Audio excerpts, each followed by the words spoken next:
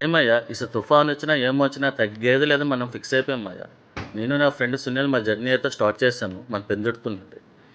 పెందుర్తి నుండి 3 కిలోమీటర్ల దూరంలో మాకైతే కనిపించింది భయ్యా వాటర్ వరల్డ్. చిన్నపిల్లలకైతే రూ. 450, పెద్దవాళ్ళకైతే రూ. 600 అట. దీని టైమింగ్స్ ఉదయం 8 నుండి సాయంకాలం 6 వరకు అట మయ్యా. బయట ఫుడ్ నాట్ అలౌడ్ అట. మనం లోపలికే వెళ్ళి లోపల కొనుక్కొని లోపలే తినాలి. సో టైం ఇంకా ఎలాగో లేదనేసి మా జర్నీ అయితే మనం మళ్ళీ స్టార్ట్ చేశాం భయ్యా.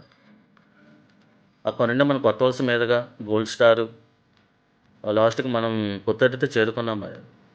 మావాడేదో గ్రీనరీగా ఉంది. నా టాలెంట్ చూపిస్తాను భయ్యా, ఫోటోలు తీస్తానన్నాడు. వాడు మాట్లాడమని నేను బడ్డెతో ఆపాను భయ్యా.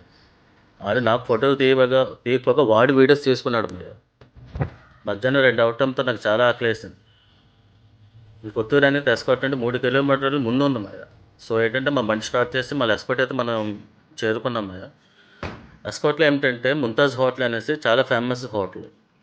అక్కడ బిర్యానీ చాలా బాగుంటుందనేసి మా వాళ్ళు మాకు చెప్పారు భయ్యా. ఇంకా ఏం ఆలోచించకుండా మా జర్నీ స్టార్ట్ చేశాను. హోటల్‌కి అయితే వచ్చేసాం భయ్యా. పార్కింగ్ ప్లేస్ కూడా ఎక్కువ క్రౌడీగానే ఉంది. లోపలికి ఎంటర్ అయిపోయాం భయ్యా. మనం ఫస్ట్ ఫ్లోర్‌కి అయితే వెళ్ళాము. క్రౌడ్ ఎక్కువగా ఉంది భయ్యా. మాకు ఒక సీట్లు ఇవ్వమంటేమో వెయిటర్ ఒక మూల 2 సీట్లు ఇచ్చాడు భయ్యా. అందరూ నన్నే చూస్తున్నారు. షార్ట్ వేసుకున్నాను కదా. ఇంకేం ఆలోచించకుండా 2 ఫ్రై పీస్ బిర్యానీలు ఆర్డర్ ఇచ్చాము భయ్యా. టేస్ట్ అయితే బాగుంది. ఇంకా ముందు వెనక చూడకంటే అయితే ఒక పట్టు అయితే పట్టాము. మా వాడు బిల్లు కట్టడానికి చాలా ఇబ్బంది పడుతున్నాడు. బిల్లు నన్నే కట్టమని చెప్తున్నాడు. నేను కట్టనని చెప్పాను. వస్తుందిరా, వస్తుందా? ఎంత?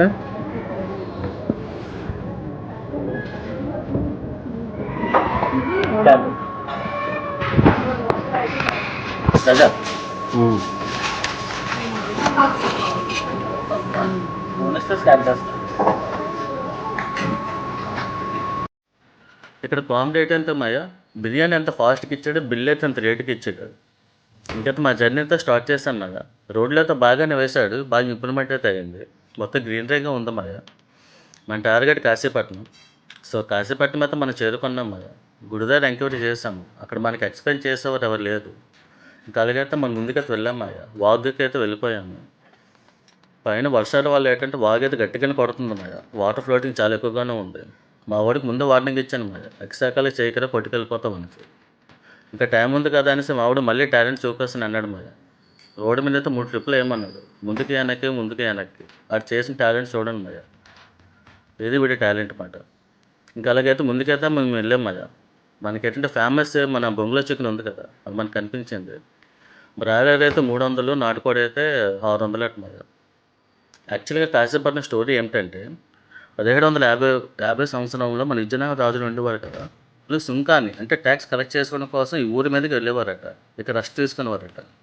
ఇందులో శివలింగాన్ని చూసి ఇక్కడ రాజుగారు గుడి కట్టమని చెప్పారట. తర్వాత ఒక 18వ శతాబ్దం వరకు గుడి ఏమందో తెలియదట. తర్వాత గంగమ్మ అనే ఆవిడ ఈ గుడిని చూసి మళ్ళీ ఊర్లో చెప్పడం వల్ల గుడిని మళ్ళీ పునరుద్ధరించి నాకు మాటలు రావట్లేదు సరిగ్గా. వేరే అడ్జస్ట్ చేసుకోండి. గుడిని అయితే మళ్ళీ స్టార్ట్ చేశారు మనం. ప్రస్తుతానికైతే గుడి ఏం బాగోలేదు మనం. మొత్తం మెట్టు చూసినా చెత్త ఉంది. క్లీనింగ్ అవి లేనట్టున్నారు. మరి అప్డేట్ మళ్ళీ మీకు ఇస్తాను మరి.